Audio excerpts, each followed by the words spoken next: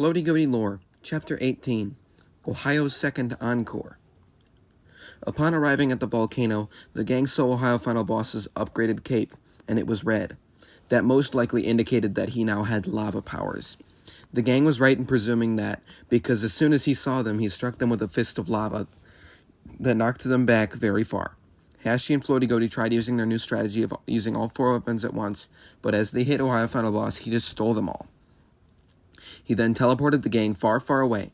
Floaty Goaty knew if Ohio Final Boss used the weapons on the planet, he could wreak havoc like no one has ever seen before.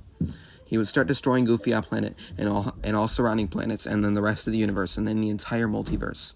He had to be stopped before he could do anything bad with the power he has gained with these priceless weapons. Floaty Goaty then teleported them all back to Ohio Final Boss. He was being corrupted by the beak of Kevin. When the beak is held by someone unworthy, they become corrupted. Well, no, they become weak. When the beak is held by someone who will use it for good, it makes them strong. There are some side effects, but Hashi is worthy of wielding the beak because Kevin's spirit knows that he is worthy of the power. If he does too much good, however, he can slowly be brought to more evil. If this gets too high, Kevin's spirit will be unable to tell the difference. The gang figured if they could get Ohio Final Boss to hold onto the beak for too long, it would corrupt him so badly that he would be disintegrated. However, Hashi did not like this idea. He again rose to the sky, stole it from him along with the other weapons, and threw the beak at him multiple times, knocking him back very far, and wounding him very badly. Ohio Final Boss was easily healed in seconds, and flew upwards and spawned on the ground multiple strong warriors that were very small. He called them Micro-Hios.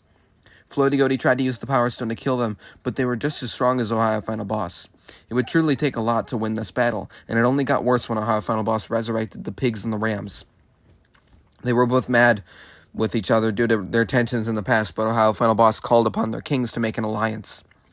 They did, but only to stop Floaty Goaty. The Ram King began to yap, as per usual. "So, brother, we meet again. With this not-so-friendly alliance, we will defeat you once and for all." Floaty Goaty rolled his eyes, and then used the Power Stone on both armies. But it didn't work. Ohio Final Boss now has all three armies on his side, all practically invincible. But then Floaty Goaty remembered he also had three armies, the Hash Browns, Rias, and Goats. He knew there was a way to make them just as strong as the pigs, rams, or Micro-Hios, so they searched far and wide.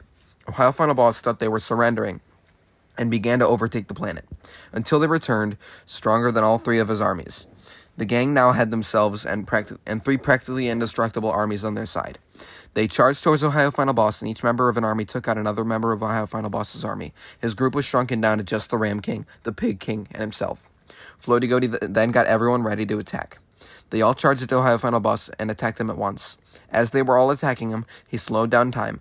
He grabbed a few goats and used them to smack other ones out of the way, and eventually unfroze time with every army member smacked back to their kingdoms, and the entire gang falling into the volcano. Hashi screamed before he fell in, and threw the beak of Kevin into the base of the volcano. Just as the gang was burning, almost dead, they all exploded out of the volcano, and it erupted, engulfing the Ram King and the Pig King. Floaty Goaty made a force field stronger than any single one he ever made, and healed everyone that was wounded. But then they realized that Phoenix was not in there. He was still in the volcano. They were all too injured, and the area surrounding was too dangerous to go out, so they had to hope he would get out himself. He conjured up a ball of lava from inside the volcano and flew up and shot it at Ohio Final Boss.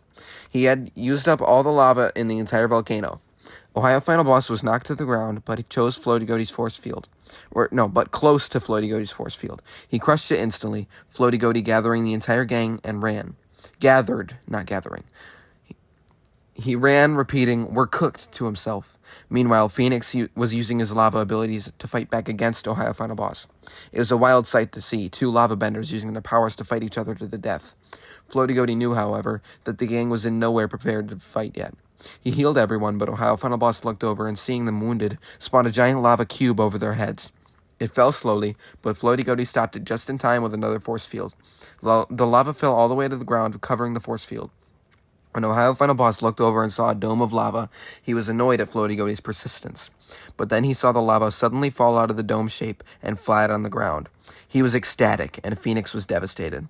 But then, two squirrels began to eat the lava, and the gang was completely unharmed. Those squirrels, however, were not any regular squirrels. Floaty Goaty recognized them as the prehistoric heroes, Nutter and John. Long ago, they too had fought against the evil forces of Donald Shrimp. Floaty Goaty, seeing the struggles of the gang, resurrected them. They died after the awakening of Ohio Final Boss, who had killed them because they were his first real enemies. This incident was what showed Goofy Planet the sheer power of Donald Trump's most powerful creation. And if that creation's full potential were to ever be used at any point in time, that point in time would be now. The gang would need some serious dedication to beat Ohio Final Boss this time around, but with Nutter and John, they would have some extra power. The two squirrels talked with each other, forming a plan. John took the gang with him, aside from Floaty Goaty, to fight Ohio Final Boss. Nutter looked at Floaty Goaty and told him to come along, and that they would find something strong enough to obliterate Ohio Final Boss. They ran far away to the Squirrel Kingdom, where Nutter led Floaty Goaty to a secret underground tunnel that led to a temple. They went through many security checks, which looked for Donald Trump's spirit so they could confirm no evil ever entered the temple. Down many tunnels and secret paths, they finally encountered a chest containing a very old hammer that held great potential. Nutter lifted up the hammer and used it to fly upwards. It tore through all the stone and dirt and launched him to the surface in seconds. He could also use it to dig downwards back into the room, allowing for some insane combos where he could dig into the ground and turn back upwards. Floaty Goaty rushed with Nutter back to the battlefield and found everyone wounded with Phoenix in front, protecting them from Ohio Final Boss's lava. Floaty Goaty, seeing this, dug underground, positioned the weapon directly under Ohio Final Boss, and propelled himself forwards. He launched out of the ground under Ohio Final Boss, and it knocked him to the ground. Floaty Goaty, still floating, had a crazy idea. He flew back to his workbench with the weapon on it and grabbed some tape. He taped the Power Stone to the hammer and the artifact in front of that. He came out of his house and tested his new weapon. When he used it, it spun around, and a giant beam came out of the Power Stone in a glowing spiral. Then, for a final impact, all the stones came out from the artifacts and flew to the end of the spiral and crashed into each other, exploding loudly on impact. Floaty Goaty stopped using the weapon, and they reappeared on the artifact. But the tape was very badly burned, so Floaty Goaty added 2 more layers of tape to hold them together just long enough to defeat Ohio Final Boss. It was battle time. He rushed back and found that while Ohio Final Boss was down, Phoenix healed Hashi and told him to lead the rest of the gang somewhere else safe, and to come back to him. The only way to stop people from getting hurt is to fight with the 3 that can stop the villain. So Floaty Goaty, Phoenix, and Hashi took their battle positions and began to fight. They circled around Ohio Final Boss, Floaty Goaty using his weapon, Phoenix using his fireball, and Hashi using the Beak of Kevin and the Foot of Fog. Ohio Final Boss was getting dizzy, so he began to spawn lava rings around him. Floaty Goaty and Hashi flew out just before he had finally created a perfect lava spear around himself, while Phoenix remained inside because of his immunity to fire. Phoenix flew out, spawned a fireball, and shot it down at Ohio Final Boss. He then said, "Nothing is working. We'll have to use all of our best attacks at once or we'll never defeat him." They all charged up the weapons and got ready to fire. Ohio Final Boss, however, spawned some lava fists and smacked the weapons out of their hands. Floaty Goaty and Hashi tried to grab the weapons, but Ohio Final Boss made them float into the air and spawned a lava cage around them. Phoenix still had his fire powers, so he shot multiple fireballs. Ohio Final Boss was knocked back with each one, but it was still not enough to defeat him. Hashi, extremely mad about the loss of the Beak of Kevin, flew straight through the lava unscathed. He attacked Ohio Final Boss multiple times in order to get him to break the cage. Floaty Goaty was glad that Hashi was helping towards the battle, but scared for what is to come with the corruption of the Beak of Kevin. Hashi attacked Ohio Final Boss until he was knocked out, and then flew up to the cage he had all the weapons in, still somehow flying unscathed through the lava. He grabbed all of the weapons and threw Floaty Goaty's weapon at him. He fell to the floor unconscious.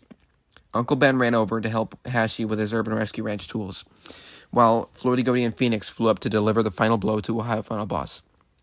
Tyson came out and did some calculations, and unfortunately this time he was not killed, but sent back to the multiverse again. Floaty Goaty got mad and threw his weapon to the ground, breaking the tape. He took out his anger in some trees in the distance. After cooling off, he ran over to Hashi, where the entire gang was surrounding him while Tyson did some analyzing. After overviewing the incident, he said, "It is not looking good. He has some kind of dark Donald Trumpy energy flowing through him. We should be glad he's unconscious, not awake and starting a villain arc." Floaty Goaty's eyes widened. After more scans, the dark energy was beginning to fade away. When it was all gone, Hashi woke up. He looked around and asked if Ohio Final Boss was gone. He then looked over to the Rhea Kingdom and began to run towards it, still firmly grasping the Beak of Kevin and the Foot of Fog in his hands. The gang followed him, and upon arrival he told them, "Remember when those weird cruising dog guys came back here and the kingdom was in shambles? How on Goofy Planet did it come back?" I don't mean to be conspiracy theorist, but how, if humans were long gone from this planet, did you guys see them when you went to Goatville and Goat City Bay while me and Uncle Ben were fighting Fwog? Floaty Goaty smiled and said, let's find out. But first, Floaty Goaty rushed back to the multiverse and stopped time for a second, stopping Ohio Final Boss in his tracks. Floaty Goaty rushed over to him and grabbed his cape, teleported it to his weapon, and teleported back to Hashi.